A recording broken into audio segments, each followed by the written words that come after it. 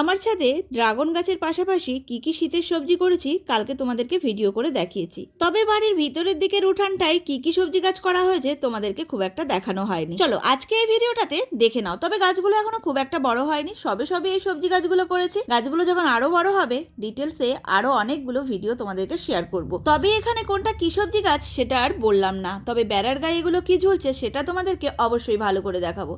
এগুলো ওলকপি গাছ, আর এগুলো আমি লাগিয়েছি কোল্ড ড্রিঙ্কসের বোতলে। কোল্ড ড্রিঙ্কসের বোতলগুলোকে দুভাগ করে কেটে গোড়ার দিকটাতে লাগিয়েছি বিনস গাছ, যেটা ছাদের ওপরে আছে, আর মাথার দিকটা এইভাবে বেড়ার গায়ে ঝুলিয়ে ওলকপি গাছ করেছি। এভাবে ওলকপি গাছগুলোকে ফার্স্ট টাইম ট্রাই করলাম, জানি না ওলকপিগুলো কেমন বড় বড় হবে।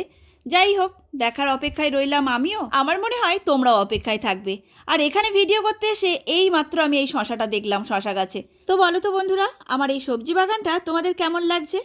অবশ্যই কিন্তু কমেন্ট করে আমাকে একবার জানিয়ে যেও।